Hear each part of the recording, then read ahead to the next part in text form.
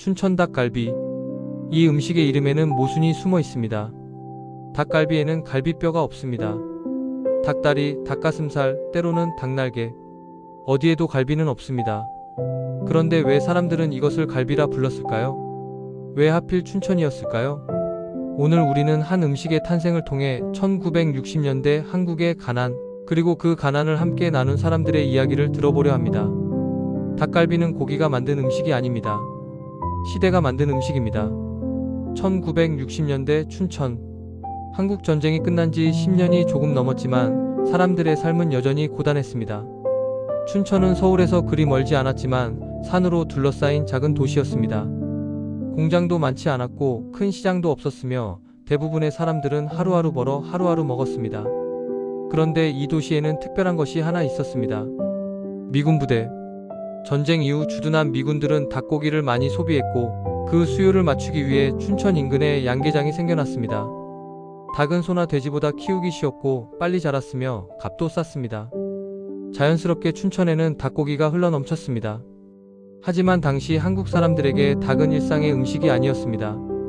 명절이나 제사, 손님 접대용으로나 잡는 귀한 고기였습니다. 그런데 미군 부대 덕에 춘천에서는 닭이 상대적으로 저렴하고 흔해졌습니다. 사람들은 선택해야 했습니다. 소고기는 비싸고 돼지고기도 부담스러운데 닭은 구할 수 있다.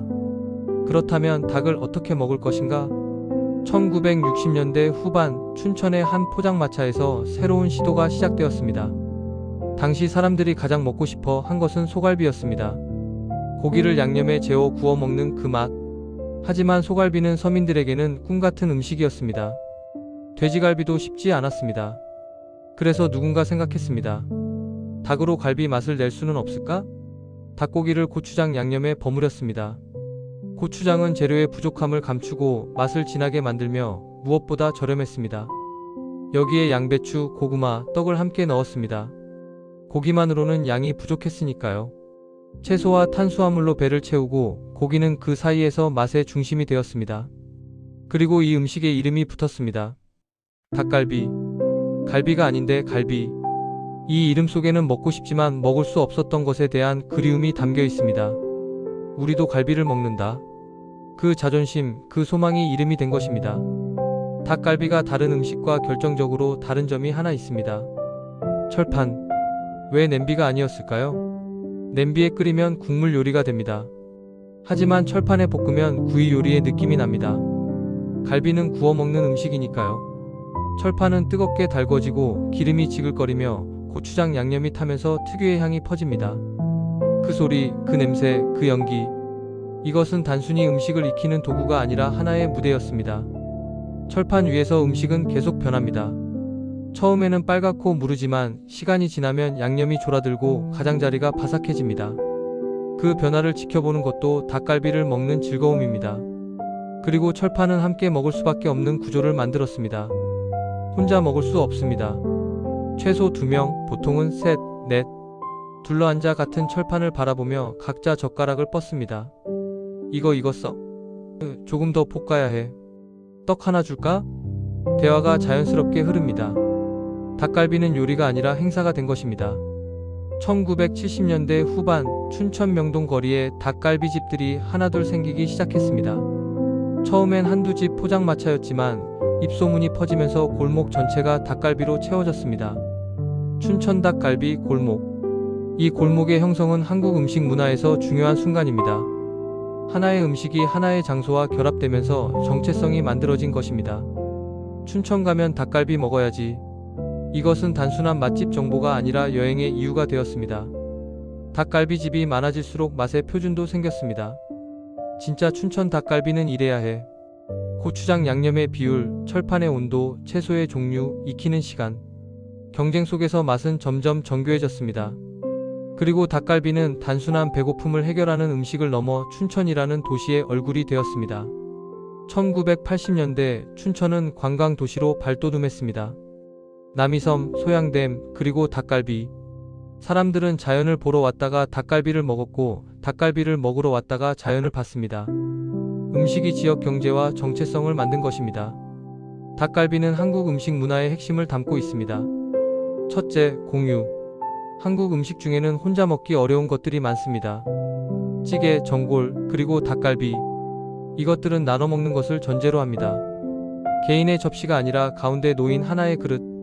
각자가 자기 몫을 덜어가는 게 아니라 함께 먹으며 나누는 구조. 이것은 연대의 식탁입니다. 둘째, 속도. 닭갈비는 천천히 먹을 수 없습니다. 철판이 뜨거우니 빨리 먹어야 하고 함께 먹는 사람들이 있으니 혼자 천천히 먹을 수도 없습니다. 이 속도감은 한국 사회의 빠른 템포와 닮아 있습니다. 셋째, 정. 철판 앞에 둘러앉아 같은 음식을 먹는다는 것은 같은 시간을 공유한다는 의미입니다. 친구들, 가족, 연인. 닭갈비는 관계를 확인하는 음식이기도 합니다. 우리 춘천 가서 닭갈비 먹을까? 이 제안 속에는 단순히 배를 채우자는 의미를 넘어 함께 시간을 보내자는 초대가 담겨 있습니다.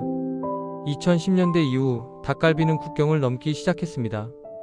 K-팝, K-드라마와 함께 K-푸드가 세계로 퍼져나갔고 그 중심에는 매운맛이 있었습니다. 불닭볶음면, 떡볶이, 그리고 닭갈비. 외국인들이 한국 음식에서 놀라워하는 것 중 하나는 매운맛의 다양성입니다. 서양의 매운맛은 단순한 고통이지만 한국의 매운맛은 단맛, 감칠맛, 향이 함께 어우러진 복합적인 경험입니다. 닭갈비는 그 대표적인 예입니다. 고추장 양념은 맵지만 그 안에 설탕, 간장, 마늘, 생강이 들어가 단순한 매운맛이 아닌 깊은 맛을 만듭니다. 그리고 외국인들은 닭갈비를 먹으며 묻습니다. 왜 한국 음식은 철판 위에서 완성되는 걸까? 삼겹살, 불고기, 닭갈비 모두 철판이나 석쇠 위에서 마지막 조리가 이루어집니다. 이것은 요리의 과정을 공유하는 문화입니다. 주방에서 완성된 음식을 받아 먹는 게 아니라 식탁 위에서 함께 완성해가는 음식. 이것이 한국 음식의 독특한 매력입니다. 닭갈비는 가난이 만든 음식일까요? 분명 시작은 그랬습니다. 소갈비를 살 수 없어서 닭으로 대신했고 고기가 부족해서 채소와 떡을 섞었으며 비싼 재료를 쓸 수 없어 고추장으로 맛을 냈습니다. 하지만 닭갈비가 오늘날까지 살아남은 이유는 가난 때문이 아닙니다. 연대 때문입니다. 철판 위에서 음식은 함께 익어갑니다. 혼자 먹을 수 없고 함께 나눠야 하며 같은 속도로 먹어야 합니다. 이 구조 속에서 사람들은 자연스럽게 같은 시간을 산다는 것을 느낍니다. 오늘날 춘천을 찾는 사람들은 닭갈비만 먹으러 가는 게 아닙니다. 함께 철판 앞에 앉아 같은 음식을 나누는 그 시간을 찾아갑니다. 닭갈비는 여전히 진화하고 있습니다. 치즈를 올리기도 하고 묵은지를 넣기도 하며 크림을 섞기도 합니다. 하지만 변하지 않는 것이 있습니다. 철판. 그 뜨거운 철판 위에서 음식은 여전히 지글거리고 사람들은 여전히 둘러앉아 젓가락을 뻗으며 서로의 얼굴을 바라봅니다. 닭갈비는 배를 채우는 음식이 아니라 관계를 채우는 음식입니다. 다음에 춘천을 간다면 혹은 닭갈비집에 앉는다면 잠시 철판을 바라보세요. 그 위에서 익어가는 음식과 그 주변에 앉은 사람들의 얼굴을 그리고 생각해보세요. 우리는 왜 함께 먹는 걸까? 철판이 달궈지고 고추장 양념이 지글거리며 특유의 매콤한 냄새가 퍼지는 그 순간 우리는 과거와 현재가 겹쳐진 하나의 시간 속에 있습니다. 1960년대 춘천의 포장마차에서 시작된 이 음식은 오늘 우리의 철판 위에서 여전히 살아 숨쉬고 있습니다. 닭갈비는 끝나지 않았습니다. 아직도 익어가는 중입니다.